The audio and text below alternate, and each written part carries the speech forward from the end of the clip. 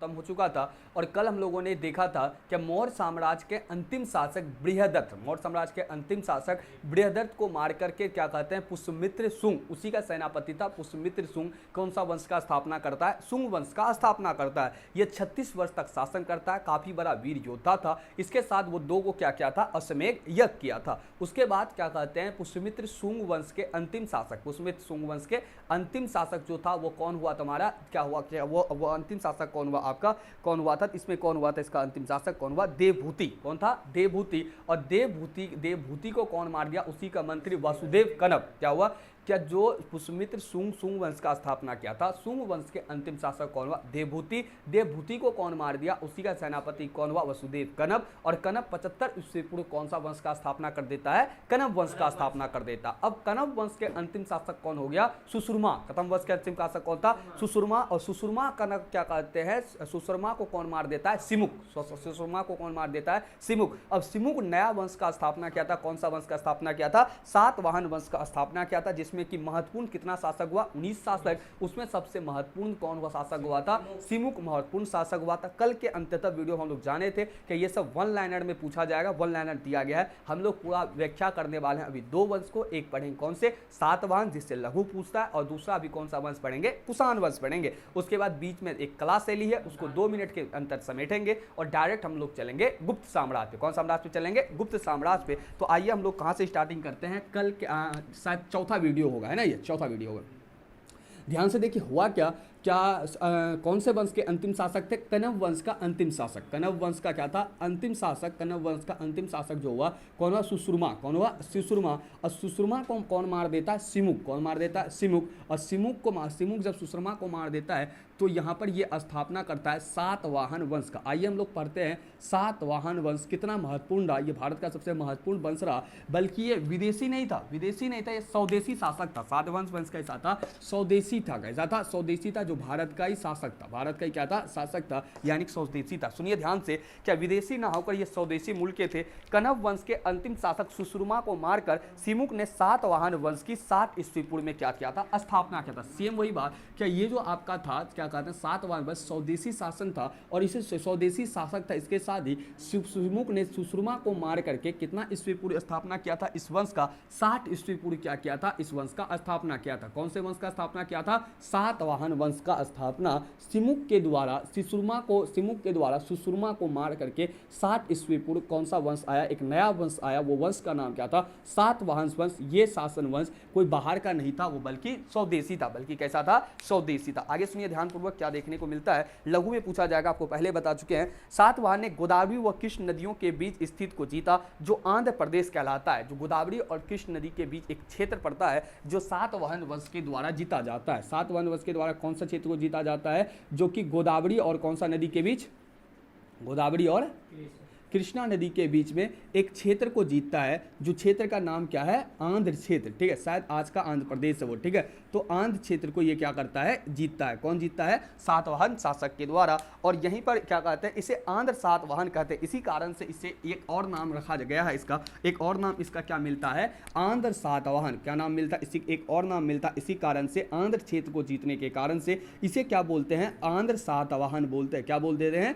आंध्र सातवाहन। इसमें ज्यादा व्याख्या नहीं करना, लघु के रूप में देखना है। दूसरे पॉइंट पर इसमें एक और पॉइंट देखने को मिलता है, क्या ये समाज में माताओं को ज्यादा स्थान दिया जाता था। जैसे हड़प्पा में किसको दिया गया था? पुरुषों महिलाओं को स्थान था। ठीक उसी प्रकार से यहाँ पर यह भी देखने को मिलता है कि इस समाज में सातवाहन समाज में या सातवाहन वंश से माताओं को ज्यादा स्थान दिया गया था। कारण क्या था कि यहाँ पर जितना भी आप नाम को देखेंगे उन सभी नाम के आगे किसका नाम लगाया जाता है? माता का नाम लगाया जाता है। इससे पता चलता है कि सातवाहन वंश में माता का स्थान अर्थात महिलाओं का स्थान क्या था? बहुत ही मजबूत था। आगे देखिए क्या कहता है।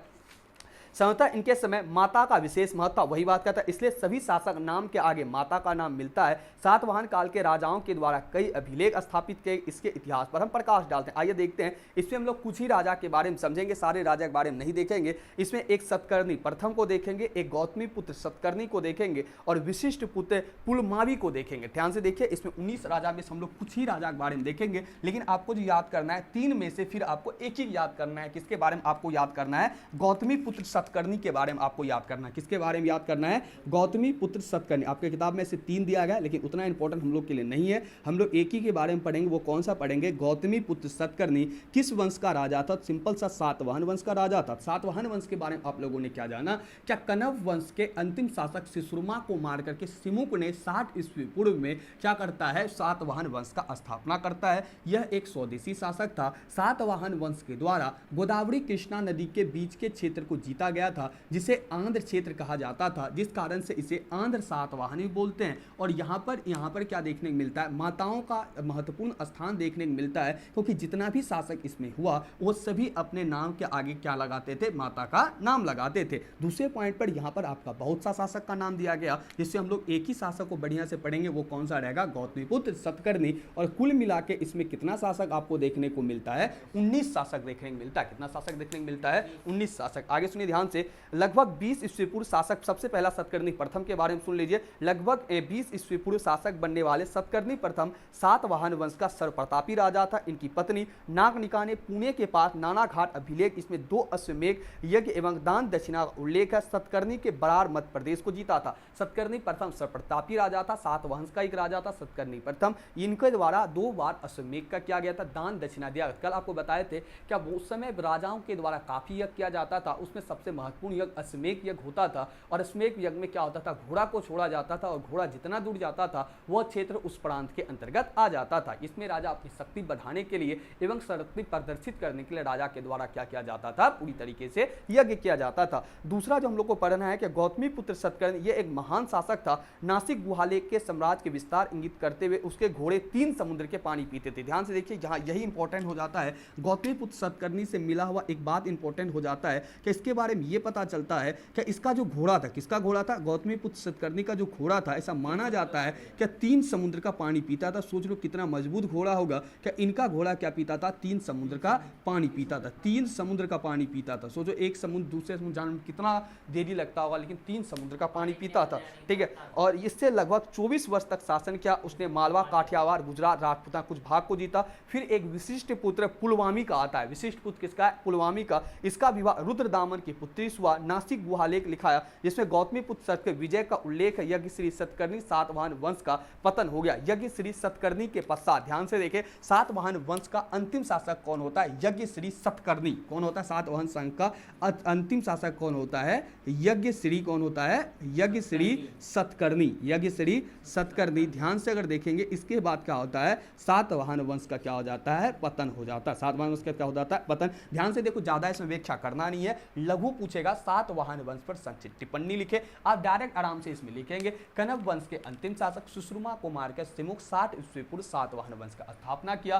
सातवाहन वंश के बाद अगर चर्चा करें तो यहाँ पर इनकी स्थिति अगर देखें, गोदावरी कृष्ण नदी के बीच किसको जीता था? आंध्र क्षेत्र को जीता था, जिसके कारण से इसे आंध्र सातवाहन के नाम से भी जानते हैं। इसे क्या कहते हैं? इस वंश के अंतर्गत महिलाओं का महत्वपूर्ण स्थान देखने को मिलता है, क्योंकि महिलाओं का जितना भी क्या कहते हैं, महिलाओं की अर्थात माताओं का नाम सभी राजाओं के नाम के आगे दिखता है, जिससे ये पता चलता है कि यहाँ पर माताओं का स्थान विशेष था। इसमें बहुत सा राजा हुआ, जिसमें हम लोग गौतमीपुत्र सतकर्णी को देखा, जिसका घोड़ा 3 समुद्र का क्या पीता था? पानी पीता। इसके साथ ही सबसे अंतिम शासक कौन हुआ सातवाहन वंश का? वो कौन हुआ? आपका यज्ञ श्री सतकर्णी। उसके बाद क्या होता है? सातवाहन वंश का क्या हो जाता है? अंत हो जाता है। कुल मिला के कितना शासक सातवाहन वंश में रहा? 19 शासक रहा। इसके साथ ही सातवाहन वंश आपका समाप्त होता है। अगला वंश हम लोग पढ़ेंगे कुषाण वंश। इसी प्रकार से संक्षिप्त विवरण देखें, क्योंकि हम लोग को पढ़ना 2 ही वंश है, गुप्त और मौर्य। मौर्य हम लोग पूरा बढ़िया से पढ़ चुका। अब हम लोग को कौन सा पढ़ना है? गुप्त पढ़ना है। चलिए थोड़ा सा कुषाण के बारे में देखें, उसके बाद आगे बढ़ेंगे। चलिए इसका आप एक बार स्क्रीनशॉट ले लीजिए।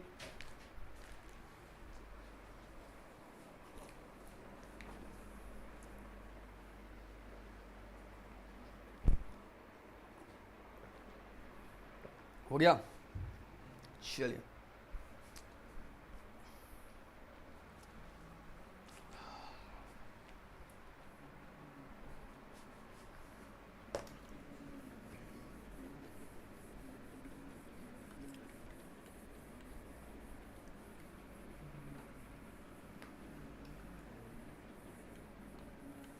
चलिए आगे हम लोग पढ़ेंगे कुषाण वंश। कौन सा वंश पढ़ेंगे अब? कुषाण वंश। कुषाण वंश में ज़्यादा याद नहीं रखना है क्योंकि लघु पूछेगा और कुछ ऑब्जेक्टिव पूछेगा तो हम लोग उसी तौर पे पढ़ेंगे, ना कि इसका पूरा हम लोग ब्यौरा पढ़ेंगे, ठीक है। अगर एक वंश पढ़ेंगे, कौन सा वंश पढ़ेंगे? कुषाण वंश। सुनिए ध्यान से, कुषाण वंश की अगर चर्चा करें तो चीन की महादीवार बनने के कारण, ध्यान से देखिए इसमें शॉर्ट में हम लोग चर्चा करेंगे, भारत में कुजुल कटफिशस ने कुषाण वंश का स्थापना किया था। ऑब्जेक्टिव के तौर पे देखो, भारत में कुषाण वंश का जो स्थापना किया था, भारत में कुषाण वंश का स्थापना कौन किया था, ठीक है। भारत में कुषाण वंश का जो स्थापना किया, कौन सा वंश का? कुषाण वंश का स्थापना कौन करता है तुम्हारा? कुजुल कटफिशस, ठीक है। ऑब्जेक्टिव तौर पे सिर्फ देख के निकलो, कुजुल है ना, कुजुल कटफिशस, कुजुल कटफिशस भारत में कौन सा वंश का स्थापना करता है? कुषाण वंश का स्थापना करता है। कौन करता है? कुजुल कटफिशस। कितना से कितना ईस्वी तक चलता है आपका? ये इसका शासन रहता है 1500 ईस्वी से 65 ईस्वी तक। 65 ईस्वी का तो रहता है, 65 ईस्वी तक रहता है। ध्यान से अगर देखा जाए कुषाण वंश के स्थापना, इसके बाद क्या कहते, इसके बाद भारत में सैब मतादनी डीम कटफिशस शासक बनता है। कुषाण वंश का महानतम शासक कनिष्क हुआ, 78 ईस्वी में सम्राट बना और 101 तक शासन किया। ध्यान से देखिए, कुषाण वंश का जो महानतम शासक हुआ, सबसे महत्वपूर्ण शासक अगर बात करें कुषाण वंश का, अब बहुत ही इंपॉर्टेंट नाम है, याद रखिएगा। कुषाण वंश का जो सबसे महत्वपूर्ण शासक हुआ, वो महत्वपूर्ण शासक आपका कौन हुआ? सबसे महत्वपूर्ण शासक कनिष्क हुआ। ये कई बार आपको ऑब्जेक्टिव में पूछा जाएगा, क्या कनिष्क किस वंश का शासन था? तो कनिष्क था आपका कुषाण वंश का शासन था। और ये शासक बना कब? 78 ईस्वी पूर्व बना, और 78 ईस्वी से लेकर कितना ईस्वी तक रहा? 101 तक। कब तक? 78 ईस्वी से लेकर 101 ईस्वी तक। यहाँ एक सवाल बड़ा इंपॉर्टेंट हो जाता है, कनिष्क का राज्यारोहण कब होता है? यानी इसको मुकुट पहना के राज्यारोहण, यानी इसको राजा कब बनाया गया था? अब याद रखेंगे, कनिष्क का जो राज्यारोहण हुआ, तो सिंपल सी बात है, कनिष्क का राज्यारोहण जो हुआ था वो 78 ईस्वी पूर्व हुआ था। ये सवाल ऑब्जेक्टिव का बहुत इंपॉर्टेंट है, क्या कनिष्क का राज्यारोहण कब हुआ था? 78 ईस्वी पूर्व। ये सवाल VVI के तौर पे याद है क्योंकि ये सवाल पूछा गया है, ठीक है। कनिष्क का राज्यारोहण कब हुआ? 78 ईस्वी पूर्व आपका क्या हुआ था? राज्यारोहण हुआ था। आगे सुनिए ध्यान से, अगर बात करें इसका आगे का, चीन से 2 राजकुमार, कनिष्क के चीन से विजिट किया था, चीन को जीता था। चीन से इसके दरबार में 2 राजकुमार भारत आए थे। भारत में नाशपाती और आड़ू की खेती आरंभ हुआ था। कनिष्क ने कश्मीर में कनिष्कपुर नामक नगर बसाया था। उसके द्वारा किए जाने वाले युद्धों से तंग आकर सेनापति ने उसे मार डाला, और कनिष्क के बाद कुषाण वंश का अंतिम अंतः योद्धे द्वारा किया गया, और योद्धे को अंत कर गुप्त भारत में स्थापित हुआ। ध्यान से देखिए, कनिष्क अधिकतर ज्यादा युद्ध करता था, और कनिष्क क्या करता है? कश्मीर में एक शहर बसाता है। कनिष्क क्या करता है? कश्मीर में एक शहर बसाता है, जिस शहर का नाम क्या रहता है? कनिष्कपुर। क्या नाम रहता है? कनिष्कपुर रहता है। और कनिष्क क्या करता है? अधिकतर युद्ध करता है। कनिष्क क्या करता है? अधिकतर तुम्हारा युद्ध करता है, और इन्हीं के व्यक्ति के द्वारा कनिष्क को क्या कर दिया जाता है? मार। कनिष्कपुर ही था ना, कनिष्कपुर ना, तो कनिष्कपुर नगर कहाँ बसाता है? ये कश्मीर है। कहाँ बसाता है? कश्मीर बसाता है। और ये अधिकतर युद्ध के कारण इनको क्या कर दिया जाता है? मार दिया जाता है। अधिकतर युद्ध करता था, इनके कारण उसके द्वारा किए जाने वाले युद्धों से तंग आकर उसके सेनापति, ठीक है, ये जो पता चलता है बौद्ध साहित्य से पता चलता है, अधिकतर युद्ध करता था, इसके कारण से इनको क्या कर देता है?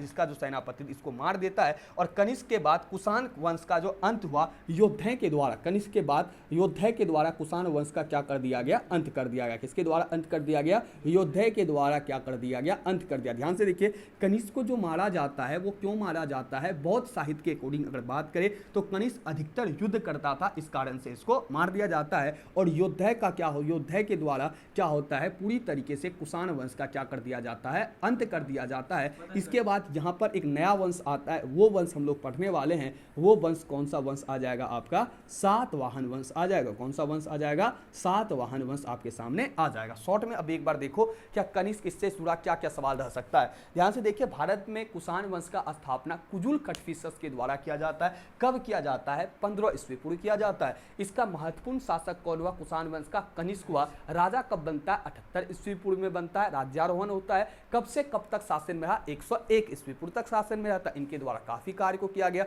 इनके समय में चीन को विजिट किया था। चीन से व्यक्ति आया था जो साथ में आड़ू की खेती और नाशपाती को लाया था। उसके साथ ही यहाँ पर चीन में क्या कहते हैं, कनिष्क के द्वारा कश्मीर में कनिष्कपुर नामक क्या किया गया था? शहर को बसाया गया था। और इसके साथ ही इंपॉर्टेंट पॉइंट ये भी है कि बौद्ध साहित्य से ये पता चलता है अधिकतर युद्ध के कारण से इन्हीं के सेनापति के द्वारा इनको मार दिया जाता है। और यहाँ पर अंततः योद्धे के द्वारा क्या किया जाता है? कुषाण वंश का अंत हो जाता है, और एक नया वंश आता है। वो कौन सा वंश आता है? कौन सा वंश आता है? सातवाहन वंश नहीं था, सातवाहन तो वंश नहीं था, इसमें एक नया वंश आया था, वो वंश कौन था? गुप्त वंश था। सॉरी, कौन सा वंश आया था? गुप्त वंश सामने आता है। कौन सा वंश आता है इसके बाद? गुप्त वंश आता है। बोलना चाहिए ना, कौन सा वंश आया था इसके बाद सामने आया था? गुप्त वंश आया था। कौन सा वंश आया था?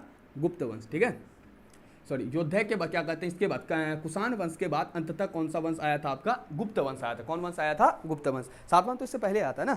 तो इसके कुछ आइए इसका बात कर लेते हैं, कुछ आर्थिक जीवन के बारे में। क्या कुषाण वंश में धार्मिक और आर्थिक स्थिति आपकी किताब में दिया गया, शॉर्ट में सुन लो। क्या किस क्या कहते हैं, बात करते आर्थिक जीवन है, वही कृषि करता, ये लोग व्यापार के लिए रेशम कार्य करता, तो वो आपको बता ही चुके हैं पिछले वीडियो में किस प्रकार से किसी भी क्षेत्र का आर्थिक लिखना है, किसी भी वंश के बारे में आर्थिक क्षेत्र कैसे लिखना है, कृषि, कृषि बाद पशुपालन, फिर व्यापार के बारे में लिख देना है। बात खत्म कीजिए इसको। कुषाण ने भारत में अत्यधिक सोने के सिक्के जारी किए। एक पॉइंट आपको याद रखना है कि कुषाण के द्वारा भारत में अत्यधिक कौन से सिक्के जारी किए गए थे? सोने के सिक्के जारी किए गए थे। धार्मिक जीवन की बात करें, कनिष्क ने बौद्ध धर्म के अनुयायी थे। अशोक की तरह एशिया व चीन बौद्ध धर्म का प्रचार किया। कश्मीर के कुंडलवार में चतुर्थ बौद्ध संगति, बौद्ध धर्म में महायान शाखा का प्रभाव देखने को मिलता है। कुषाण काल में बौद्ध कला का अत्यधिक प्रगति हुई। आइए कुछ पॉइंट को आपको हम बता देते हैं, कनिष्क के बाद क्या कहते हैं कुषाण वंश के बारे में और कुछ पॉइंट को। ठीक है, इसके बाद आपको पता है कौन सा वंश आएगा? गुप्त वंश आएगा। कुछ पॉइंट जान लीजिए।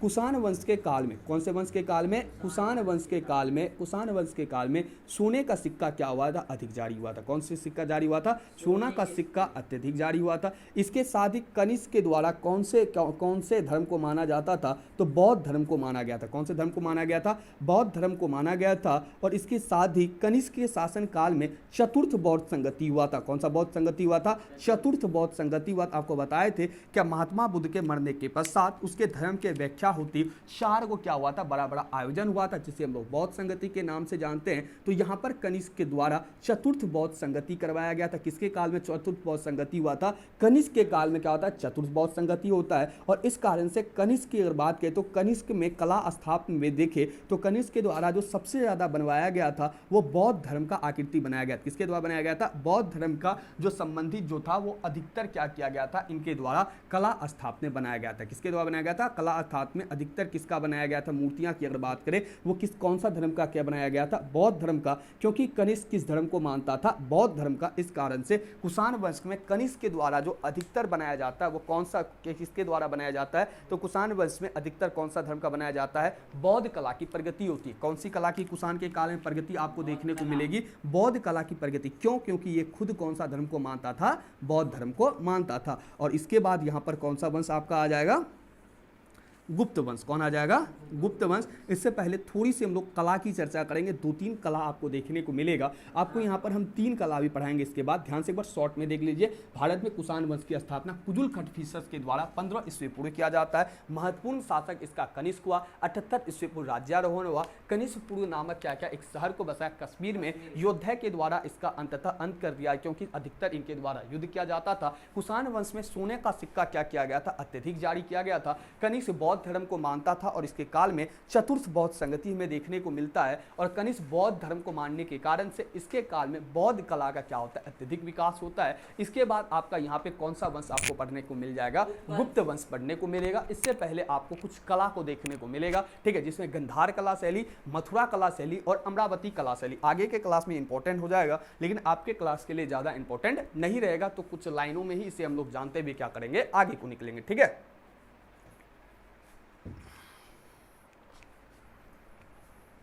स्क्रीनशॉट एक बार ले लीजिए इसका, आगे बढ़ते हैं।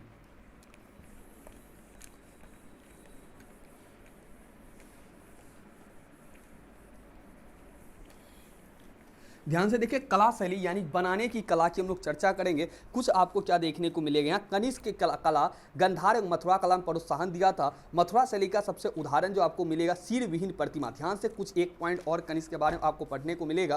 क्या कनिष्क के काल में 2 शैली को प्रोत्साहन दिया था? कनिष्क के काल में कितना शैली को प्रोत्साहन दिया गया था? 2 कला शैली। ये सब शैली है क्या, ठीक है। आपको यहाँ पर 3 शैली के कनिष्क दिया था, 2 ही शैली को बढ़ावा दिया था। एक शैली था इसका गंधार कला शैली बढ़ावा दिया। कौन शैली बढ़ावा दिया था? गंधार कला शैली शैली को और एक कला शैली किसको बढ़ावा दिया था, मथुरा शैली कला शैली को इसमें बढ़ावा दिया था। लेकिन गंधार क्या कहते हैं, एक सुंदर आपको मथुरा कला शैली में एक सुंदर उदाहरण आपको देखने को, मथुरा कला शैली में एक आपको क्या मिलता है, सिर विहीन प्रतिमा मिलता है। ठीक है, मथुरा कला शैली में इसका जो एक उदाहरण देखने को मिलता है, क्या इसका जो मिलता है एक सिर विहीन प्रतिमा क्या मिलता है, इतिहास के अंतर्गत देखने को मिलता है सिर विहीन प्रतिमा। क्या मिलने को मिलता है, सिर विहीन प्रतिमा। ऐसा माना जाता है कि सिर विहीन प्रतिमा जो है वो पूरी तरीके से एक खड़ी मूर्ति है। कैसा मूर्ति है, खड़ी मूर्ति है। आपसे पूछा जा सकता है सिर विहीन प्रतिमा जो मिला है, ठीक है, जो इतिहासकार को सिर विहीन प्रतिमा मिला है वो किस कला शैली में बना है, मथुरा कला शैली में। ठीक है, अब हम लोग चर्चा करते हैं यहाँ पर इसकी विशेषता अगर बात करें, जो ये सिर विहीन प्रतिमा मिला है तो उसके कनिष्क घुटने तक के कोट पहना, ये सिर विहीन प्रतिमा ऐसा माना जाता है ये किसका है, कनिष्क का है। किसका है, कनिष्क का है। यानी क्या जो प्रतिमा मिला है ना इतिहासकार को, उसका माथा क्या हुआ है, नहीं है, है ना, यानी कि सिर नहीं है उसका। और उसका जो क्या कहते हैं फोटो जो बना वो कैसे बना है, ध्यान से सुन लीजिए। उसमें कनिष्क को घुटने तक का कोट पहनाया गया, पैर में जूता है, दाएं हाथ में गदा है और बाएं हाथ में तलवार है। पाषाण निर्मित इस मूर्ति का मानव शरीर का यथार्थ चित्रण करता है। हटाइए सब बात को, इसमें आप इतना याद कर लिए, सिर विहीन जो प्रतिमा मिला है वो किसका लगता है, कनिष्क का मिलता है। किस शैली में बनाया गया, मथुरा कला शैली। ध्यान से देखिए, आपको यहाँ 3 कला शैली आपको इसमें पढ़ना है। तीनों कला शैली आप नाम का पढ़ के निकल जाइए। तीनों में से इंपॉर्टेंट आपका कोई नहीं पूछने का, 12th के रिकॉर्डिंग आज तक तो पूछा नहीं है। ठीक है, तो 3 कला शैली को आप देख लीजिए। एक कला शैली आपको हम पढ़ाएंगे अभी, गंधार कला शैली। कौन कला शैली, गंधार कला शैली। आपके दिमाग में इतना एक ही लाइन में इसको क्लियर कीजिए, कुछ नहीं है, ये मूर्ति बनाने की कला है। मूर्ति बनाने क्या है, कला है। अब मूर्ति बनाने की कला है तो तीनों में अलग अलग होगा या एक ही होगा, सिंपल सी बात है। नाम अलग अलग है तो क्या होगा, तीनों में बनाने की कला अलग होगी लेकिन बात एक ही हो, बनेगा क्या, मूर्ति बनेगा, क्या, मूर्ति। लेकिन बनाने की कला तीनों में क्या होगी, अलग अलग। क्या होगी, अलग अलग। और यहीं पर आपको हम पढ़ाए, क्या अभी तुरंत आपको पढ़ाए, कौन क्या पढ़ाए अभी तुरंत आपको, क्या क्या कहते हैं, कनिष्क के द्वारा कौन से दो शैली को बढ़ावा दिया गया था, गंधार और मथुरा कला शैली। तो एक लाइन में क्या है, मूर्ति बनाने की कला, बात खत्म। गंधार कला शैली, मथुरा कला शैली, मूर्ति बनाने कला। सुनिए ध्यान से, कुषाण काल में, आप सुन ही लीजिए, ज्यादा इसमें नोट नहीं कराएंगे। कुषाण काल में विकसित कला को गंधार शैली को Greco Roman, Greco Buddhist, Hind यूनानी आदि नाम से जानते हैं। ध्यान से देखिए इसका क्या क्या नाम हो जाता है, क्या ध्यान से देखिए, गंधार कला शैली किसके काल में विकसित होता है, गंधार कला शैली, ध्यान से देखिए क्या क्या नाम हो जाता है, एक बार बोलना इसका। ठीक है, किसके काल में विकसित होता है, तो कुषाण के काल में। किसके काल विकसित होता है, कुषाण के काल। इसका और नाम क्या क्या है, ध्यान से बोलना एक बार। गंधार कला शैली और नाम क्या क्या हो जाता है, गंधार कला का और नाम क्या हो जाता है, ग्रीको रोमन, है ना, इसी को क्या बोला जाता है, ग्रीको रोमन। और नाम क्या है, ग्रीको बुद्धिस्ट। इसके बाद नाम क्या हो जाता है इसका, हिंद यूनानी, है ना, हिंद यूनानी आदि नामों से जाना जाता है। ठीक है, और इसका विकास किस काल में होता है, आपका कुषाण काल में। इसका विकास किस काल में होता है, कुषाण काल में। ध्यान से देखिए क्या कहता है, इस कला शैली गंधार कला शैली में निस्संदेह यूनानी, रोमन इत्यादि का देखने को मिलता है। इसका विस्तार भारत के उत्तर पश्चिम सीमा क्षेत्र में देखने को मिलता है, गंधार क्षेत्र में देखने को मिलता है। गंधार शैली के अंतर्गत बुद्ध की मूर्तियां इतना सुंदर बनाने का प्रयत्न किया गया था, वे यूनानियों की सौंदर्य देवता अपोलो की भांति लगती है। ध्यान से देखो, यूनानी का एक सौंदर्य देवता है, यूनान का एक देवता है। ठीक है, यूनानियों का एक देवता है अपोलो। क्या देवता है, अपोलो। यूनानियों एक क्या देवता है, अपोलो। याद रखिए, ऑब्जेक्टिव पूछा जा सकता है। यूनानियों का एक देवता है, कौन सा देवता, अपोलो। और यहाँ पर क्या किया गया था, क्या कुषाण काल में क्या किया गया था, क्या भगवान बुद्ध का, किसका, भगवान बुद्ध का, यानी महात्मा बुद्ध का जो किया गया था, प्रतिमा बनाने का प्रयास किया गया था। किस कला शैली में प्रतिमा बनाने का प्रयास किया गया था आपका, किस कला शैली में, तो गंधार कला शैली में महात्मा बुद्ध का प्रतिमा बनाने का क्या किया गया था, प्रयास किया गया था। किसके समान लगता था, यूनानी देवता अपोलो के समान लगता था। किसके समान लगता था, ये जो बनाया गया था वो यूनानी देवता अपोलो के समान लगता था। किसका बनाया गया था, तो महात्मा बुद्ध का। किसका बनाया गया था, महात्मा बुद्ध का। अगर बात करें इसके अंतर्गत, महात्मा बुद्ध के काफी चित्रों को बनाया गया था, उसके जीवन के बारे में बताया गया था, बुद्ध के जन्म को दिखाया गया था, उसके महानिष्क्रमण को दिखाया गया था। यानी महात्मा बुद्ध के संबंध में जितना भी इमेज हुआ, उन सभी आकृति, उन सभी मूर्ति को किस कला शैली के अंतर्गत बनाने का प्रयास किया गया था, गंधार कला शैली के अंतर्गत प्रयास किया गया था। और किसके काल में विकास होता है, कुषाण वंश के काल में होता है। और किसके मूर्ति के समान लगता है, तो यूनानी देवता अपोलो के समान लगता है। ठीक है, अब ध्यान से देखिए, आपके किताब में दिया गया है गंधार कला शैली की विशेषता, एक दो पॉइंट को हम पढ़ देते हैं। इसमें मानव शरीर का पूरा सेम टू सेम चित्र बनाने का प्रयास किया जाता है। इनमें मानव शरीर को सुंदर रचना किया जाता है। इसमें मानव शरीर की मांसपेशी को दिखाया जाता है, इसमें मूंछों को दिखाया जाता है, लहरदार बालों को दिखाया जाता है। मूर्ति बनाने की कला है तो उसकी विशेषता है, देख लीजिए। बुद्ध की वेशभूषा, यूनानियों की पैरों में जूते दिखाए जाते हैं, प्रभा मंडल दिखाया जाता है, शरीर में सटे सटे अंग प्रत्येक पारदर्शी वस्तुओं को पहनाया जाता जाता है, अनुपम नक्काशी किया जाता है। तो कुल मिलाकर अगर चर्चा करें, कहने का अर्थ क्या है, मूर्ति बनाने की कला थी, उसकी एक विशेषता जो आपको पड़े, पूरी सुंदर तरीके से मूर्ति बनाया जाए, आपको पूछ भी दे सिर्फ इतना ही लिखा मूर्ति सुंदर बनाया जाता है। अब मूर्ति जब भी बनाएगा सुंदर ही बनाएगा, तो तुम्हारे दिमाग में जितना आएगा सारा छाप दो। सुंदर बनाया जाता था, कपड़े को दिखाया जाता था, बाल बढ़िया दिखाया जाता था, जूते पहनाया जाता था, अपने मन से इसको लिख सकता है पूरा सेम टू सेम में। इतना ही बात याद रखो, क्या गंधार कला शैली मूर्ति बनाने कला शैली थी, इसका विकास कुषाण काल में होता है। इसके नाम ग्रीको रोमन, हिंदू यूनानी इत्यादि नाम से कहते हैं। इसमें बुद्ध की अधिकतर प्रतिमा को बनाया गया था। ठीक उसी प्रकार से आपका मथुरा कला शैली में बात करें तो मथुरा कला शैली कनिष्क शासक कनिष्क हुविस तथा वासुदेव काल में मथुरा कला का सर्वोत्कृष्ट विकास हुआ था। अगर बात करें क्या कहते हैं, कुषाण वंश के 3 शासक के शासनकाल में देखने को मिले। एक तो कनिष्क, दूसरा कौन है, कनिष्क के शासनकाल, दूसरा कौन है, हुविस्क, कौन है, हुविस्क, और एक कौन है, वासुदेव। तीनों का काल में क्या होता है, क्या आपका विकास होता है, किस कला शैली का विकास होता है, मथुरा कला शैली का विकास होता है। इसके साथ ही मथुरा शैली को आरएम एल वासम के अनुसार संभवतः प्रथम शताब्दी हुआ। बुद्ध की मूर्ति सर्वप्रथम मथुरा कला में ही बनी थी। याद रखिएगा, बुद्ध की जो मूर्ति बनी थी सर्वप्रथम, अगर बात करें आपसे पूछा जाए क्या बुद्ध की सर्वप्रथम मूर्ति किसमें बनी थी, आप याद रखिएगा गंधार में बुद्ध की सर्वप्रथम नहीं थी, बुद्ध की सर्वप्रथम मूर्ति किससे बनी थी। ठीक है, सर्वप्रथम मूर्ति किसमें बनी थी, बुद्ध की सर्वप्रथम मूर्ति किस कला में बनी थी, आप याद रखिएगा बुद्ध की सर्वप्रथम मूर्ति अधिकतर बना है किसमें, गंधार में महात्मा बुद्ध का बना है। लेकिन बुद्ध की जो अधिकतर मूर्ति के बना है जो आपका किस कला में बना है, आप याद रखिएगा सर्वप्रथम जो बना है, सर्वप्रथम किस में बना है, मथुरा कला शैली में। सर्वप्रथम किस कला शैली में बना है, मथुरा कला शैली में। ये सवाल काफी इंपॉर्टेंट हो जाएगा, क्या बुद्ध की मूर्ति जो सर्वप्रथम किस कला में बनी थी, सर्वप्रथम आपका किस कला में बनी थी, मथुरा कला शैली में आपको बनता हुआ दिखे। इसके साथ ही अगर बात करें मथुरा कला शैली में आपका विशेषता दिया गया है, चाहे यहाँ पर जो आपको देखने को मिलेगा, यहाँ पर आपको महात्मा बुद्ध की मुंडिया शीश देखने को मिलेगा, उनके मुख पर मूछें भी नहीं है, मूर्तियों को एक कंधा खुला एवं ढका, यानी इसका विशेषता दिया गया है। एक लाइन हम समेट देते हैं, आप देख लीजिए क्योंकि पूछता नहीं है, ज्यादा दिमाग का कोई फायदा नहीं है। अब मूर्ति बनाने की कला थी, कनिष्क, हुविस्क और वासुदेव में अत्यधिक विकास हुआ। सबसे पहले मथुरा कला शैली में भगवान बुद्ध का क्या बना था, मूर्ति बना था। गंधार कला शैली के समान ही इनका भी क्या है, मूर्ति बनाने की क्या है, कला है। आगे के क्लास में इंपॉर्टेंट है लेकिन आपके में इंपॉर्टेंट नहीं है। आइए हम लोग अंतिम देखते हैं अमरावती शैली। कृष्णकालीन मथुरा एवं गंधार शैली में पृथक दक्षिण भारत में पृथक अमरावती शैली का विकास होता है। ध्यान से देखिए, अमरावती शैली का जो विकास होता है वो आपका किस भारत में होता है, दक्षिण भारत में विकास होता है। किस भारत में विकास होता है, दक्षिण। मूलतः इन दोनों को माना जाता है, उत्तर भारत विकास होता है और अमरावती शैली का विकास जो माना जाता है दक्षिण भारत में पृथक अमरावती शैली विकास होता है। यह शैली द्वितीय सतह उत्तरार्ध में देखने को मिलता है। इसके साथ ही बात करें इस शैली की एक और प्रमुख विशेषता है, क्या इसमें जो प्रयोग होता है सफेद संगमरमर, इसमें जो इमेज बनाने का प्रयोग होता है उसमें सफेद संगमरमर का प्रयोग किया जाता है। किसका प्रयोग किया जाता है, सफेद संगमरमर का क्या किया जाता है, प्रयोग किया जाता है। यह शैली में भी अमरावती शैली भरूच, गया, सांची के बाद गुप्त पल्लव कला जोड़े। इसमें बौद्ध प्रतिमाओं के साथ साथ स्त्री पुरुष की मूर्तियों को प्रधानता, यहाँ के कलाकार आदर्श कला का समकालीन। ध्यान से अगर देखा जाए इस कला शैली के अंतर्गत अगर बात करें तो इसमें महात्मा बुद्ध का ही बनाया गया इमेज, किसमें बनाया गया, महात्मा बुद्ध का इमेज बनाया गया था। इसके साथ ही चर्चा करें स्त्री पुरुष का भी इमेज बनाया गया। इसके साथ किसका इमेज बनाया गया था, स्त्री पुरुष का इमेज बनाया गया। आप इसे एक शॉर्ट नजर पे दोबारा देख लीजिए, उसके बाद इससे ज्यादा ध्यान रखना नहीं है, बस खत्म हो जाएगा।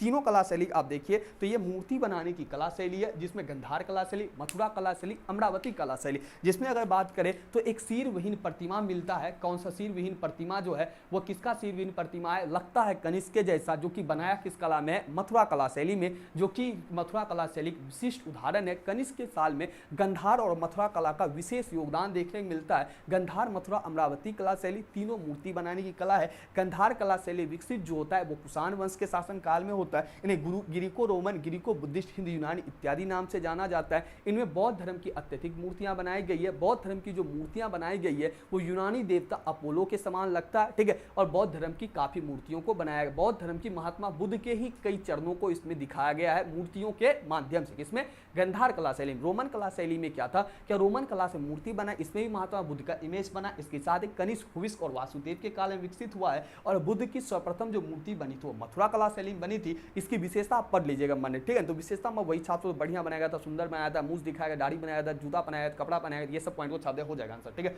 तो अमरावती कला शैली दक्षिण भारत का देखने मिलता है। यहाँ पर ऐसा माना सफेद संगमरमर का प्रयोग हुआ था। महात्मा बुद्ध का इमेज बनाया गया था, वही मूर्ति बनाया गया था। इसके साथ ही स्त्री पुरुष का भी क्या किया गया था, मूर्ति बनाया गया। चलिए इसका स्क्रीनशॉट लीजिए। इसका हम लोग मेन टॉपिक पर चलते हैं, अपना गुप्त साम्राज्य पे। आज अगर गुप्त साम्राज्य ना खत्म हो तो कल के वीडियो में आपका हम पक्का ही गुप्त साम्राज्य को क्या करेंगे, खत्म कर देंगे। गुप्त साम्राज्य का कल के वीडियो हमारा क्या हो जाएगा, खत्म। चलिए आज हम लोग देखते हैं किसको, गुप्त साम्राज्य को। ठीक है, एक बार इसका स्क्रीनशॉट ले लीजिए।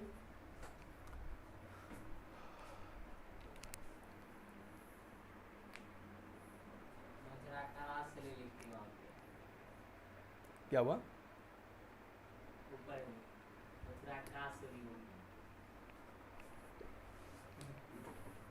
एक ही बात है। चलिए हम लोग चलते हैं मेन टॉपिक पे। चलेगा हम लोग का गुप्त, कौन चलेगा, गुप्त। आपको थोड़ा सा याद होगा, सातवाहन के साथ कुषाण वंश के योद्धे के द्वारा जब अंत किया गया तब कौन सा वंश आया था, गुप्त आया था। कभी सातवाहन लिखा गया था ना।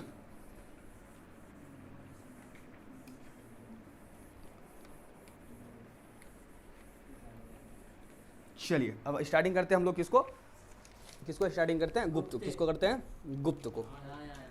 चलिए सेम टू सेम जैसे उसको हम लोग स्टार्टिंग किए थे, किसको, जैसे हम लोग मौर्य को स्टार्टिंग किए थे। पहले मौर्य को जानने के स्रोत चर्चा किए थे, मौर्य के बारे में हमें पता कहाँ चलता है। पिछले वीडियो में जाने, इस पर ज़्यादा चर्चा नहीं करेंगे, क्या जानने के स्रोत क्या होते हैं वो जाने, उतना चर्चा नहीं करेंगे। तो डायरेक्टली हम लोग जानेंगे क्या गुप्त साम्राज्य को जानने के स्रोत। ठीक है, क्या गुप्त साम्राज्य के बारे में हमें पता कहाँ से चलता है, गुप्त साम्राज्य को जानने के स्रोत। ठीक है, गुप्त साम्राज्य आपको कितना से कितना देखने को मिलता है, चलिए आगे देख लेंगे गुप्त साम्राज्य को। ठीक है, पूछा नहीं है लेकिन देख लेंगे एक बार। ठीक है, किस स्रोत, देखिए एक बार देखिए क्या क्या जानने के स्रोत है गुप्त साम्राज्य को।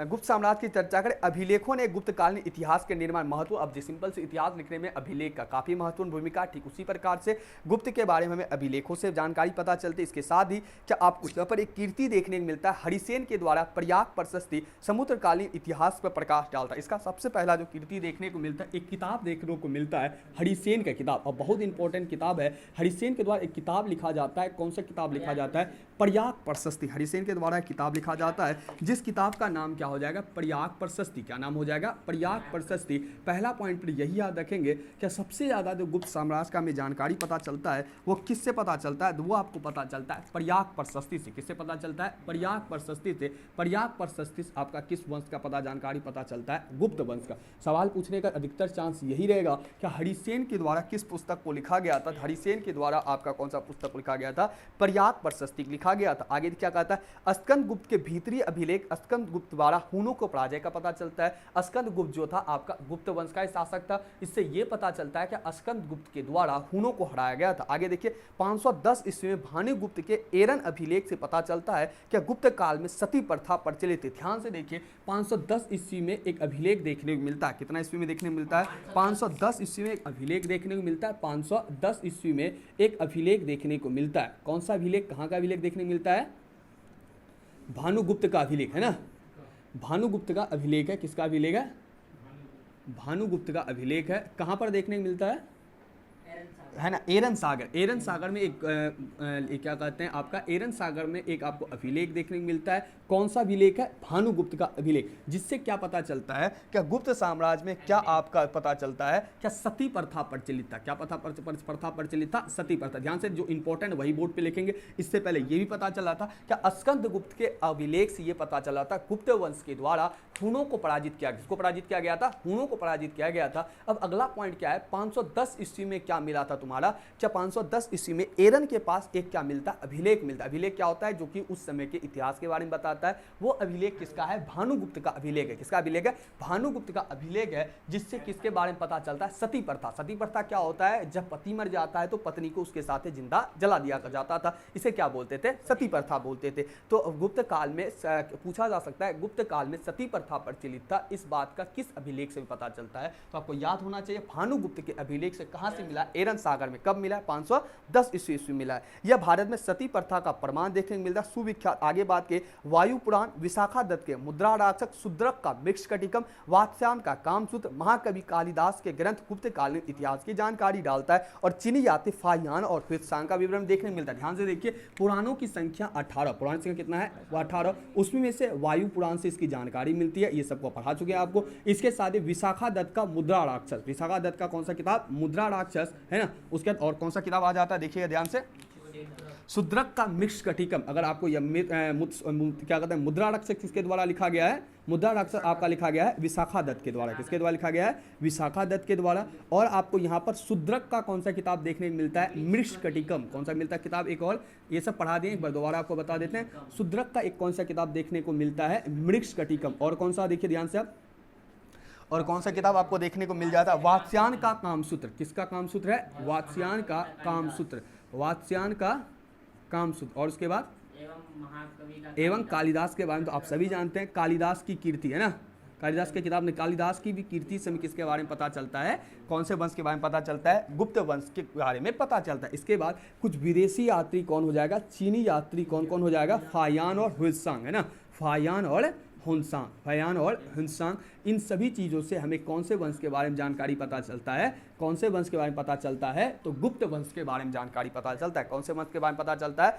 गुप्त वंश के जानकारी पता चलता है। इसमें से आपका कौन कौन सा पॉइंट इंपॉर्टेंट हो गया, ध्यानपूर्वक देख लीजिए। क्या इसके अलावा बहुत सारे इंपॉर्टेंट याद करना इतने पॉइंट के, हरिसेन के प्रयाग प्रशस्ति से गुप्त वंश की जानकारी मिलता है। दूसरे पॉइंट 510 में अभिलेख मिलता है, भानुगुप्त का अभिलेख अहिरन सागर से मिलता है, जिससे सती प्रथा का पता चलता है गुप्त साम्राज्य में। वायु पुराण, मुद्रा राक्षस जो कि विशाखा दत्त के द्वारा लिखा गया, मृक्ष कटिकम शूद्रक के द्वारा लिखा गया है। वकामसूत्र क्या कहते हैं, कामसूत्र को लिखा कौन है, कौन लिखा था इसको, वात्स्यायन, एक ही चीज लिखा चल गया था ना, वात्स्यायन, ठीक है, वात्स्यायन। और कालिदास की कीर्ति के द्वारा भी हमें कौन से वंश की पता चलता है, गुप्त वंश का पता चलता है। इसके साथ ही चीनी यात्री फायान और हुइत्सांग से भी किन सब वंश के बारे में पता चलता है, हमें गुप्त साम्राज्य के बारे में पता चलता है। इतना ही इंपॉर्टेंट हो जाएगा, जिससे आपका गुप्त वंश की जानकारी मिलता है। अब चलिए हम लोग डायरेक्ट चलेंगे चंद्रगुप्त प्रथम पर, जहां से अब क्या होगा, अब याद रखिएगा वहां पर चंद्रगुप्त मौर्य था, ये दोनों बड़ा कंफ्यूजन, चंद्रगुप्त मौर्य था, ये क्या चंद्रगुप्त प्रथम। चलिए अब यहां से देखना प्रारंभ करें, इसको आप एक बार स्क्रीनशॉट लीजिए, तब आगे की और क्लास करते हैं, ठीक है।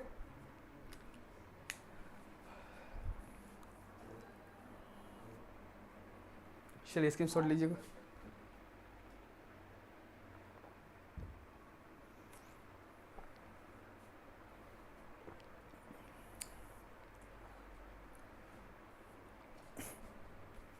चलिए गुप्त वंश को लेते हैं हम लोग आगे की ओर। सबसे लंबा चैप्टर लगता है पूरे किताब में, यही है हम लोग का, है ना।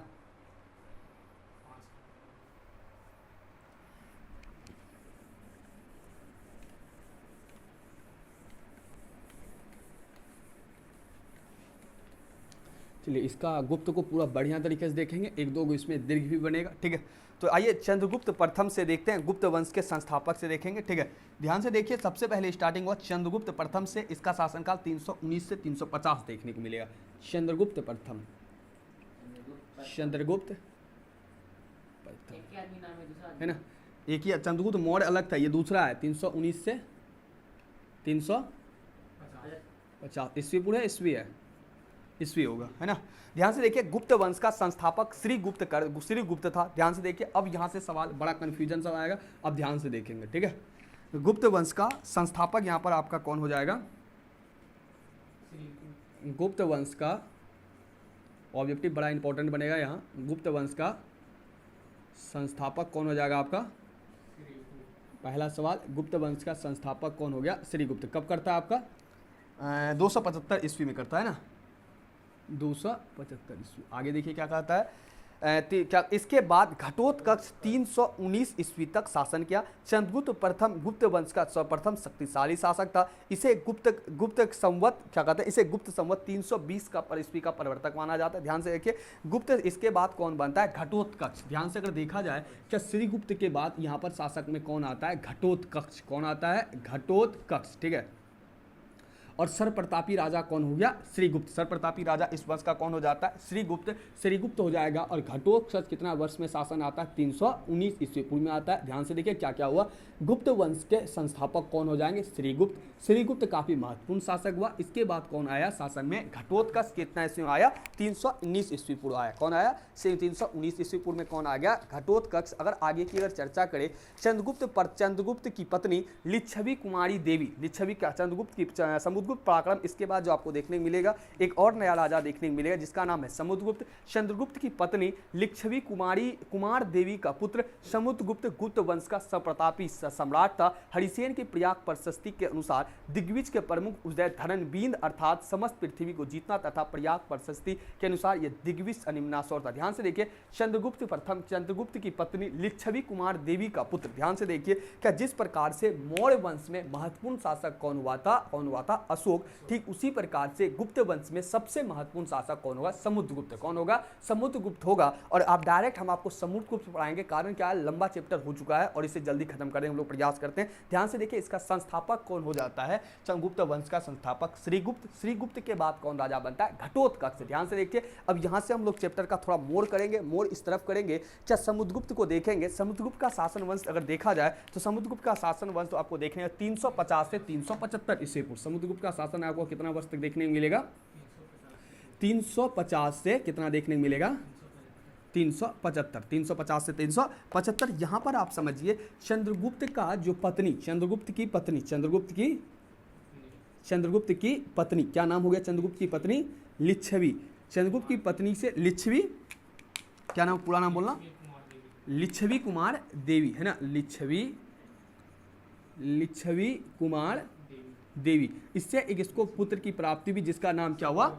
क्या नाम हुआ इसका? समुद्रगुप्त। इससे इसका एक पुत्र की प्राप्ति हुआ जिसका नाम क्या? समुद्र। आप इसको सुनते चलिए, यहां से सवाल नहीं बनेगा, ठीक है? समुद्रगुप्त। और समुद्रगुप्त इसका बेटा का नाम क्या हुआ? समुद्रगुप्त, जो कि गुप्त वंश का सबसे सर्वप्रतापी सम्राट बना। हरिसेन के प्रयाग प्रशस्ति के अनुसार, अभी आपको बताए थे क्या गुप्त वंश की जानकारी हमें किससे पता चलता है? हरिसेन के द्वारा लिखा गया प्रयाग प्रशस्ति। और प्रयाग प्रशस्ति से हमें यह पता चलता है क्या उसकी दिग्विजय का प्रमुख उद्देश्य, उसके अनुसार उसकी दिग्विजय का प्रमुख उद्देश्य क्या था? धरणीबंध अर्थात समस्त पृथ्वी को जीतना था। प्रयाग प्रशस्ति के अनुसार उनकी दिग्विजय विजय निम्नानुसार से। ध्यान से देखिए, समुद्रगुप्त ने एक योजना बनाया था जिस योजना का नाम था दिग्विजय। क्या नाम था? दिग्विजय। क्या नाम था इसका? इस योजना का नाम क्या था? दिग्विजय। क्या नाम था? दिग्विजय। आइए दिग्विजय के अंतर्गत वो क्या था? दिग्विजय था। ओह, दिग्विजय, सॉरी दिग्विजय नहीं था, दिग्विजय नाम था ना। ध्यान से देखिए, दिग्विजय के ये पता चलता है कि समस्त पृथ्वी को जीतने वाला, या इसी को क्या कहते हैं? धरणीबंध। क्या बोलते हैं? धरणीबंध, यानी कि समस्त पृथ्वी को जीतने वाला। तुम देखो समुद्रगुप्त का ये क्या था? उसका एक दिग्विजय, एक योजना था जिसको अर्थ क्या हुआ? समस्त पृथ्वी को जीतने वाला, समस्त पृथ्वी को जीतने वाला। और ये अपना क्या बना? एक योजना बनाया था। कौन बनाया था? तुम्हारा कौन बनाया था? समुद्रगुप्त। कौन बनाया था? समुद्रगुप्त। ध्यान से देखिए, यहाँ से हम लोग चेंज किया है और समुद्रगुप्त के पराक्रम के बारे में आपको यहाँ बताया गया है। तो एक बार आप समुद्रगुप्त के पराक्रम को देख लेंगे, उतना घटना को हम बताएंगे नहीं, कारण क्या यहाँ से सवाल बनेगा नहीं, ज्यादा लॉन्ग हो चुका है चैप्टर। हम लोग डायरेक्ट कल चंद्रगुप्त द्वितीय विक्रमादित्य को देखेंगे और यहाँ पर इसको खींचते हुए सामाजिक जीवन, गुप्त प्रशासन को देखेंगे और साहित्य को, सिक्का शासक को देखते हुए कल के ही वीडियो में हम लोग अंत करेंगे। कारण क्या, इसमें बहुत से चीजों को हम छोड़ेंगे। कारण क्या, हमारे लिए इंपॉर्टेंट है नहीं, जो पूछेगा उन्हीं को हम लोग देखेंगे। वीडियो काफी लंबा हो चुका है, ठीक है, क्योंकि तीसरा वीडियो कल ही हो चुका, आज चौथा हो गया। कल के वीडियो आपका 5वां बन जाएगा। तो हम लोग कल के मेन वीडियो में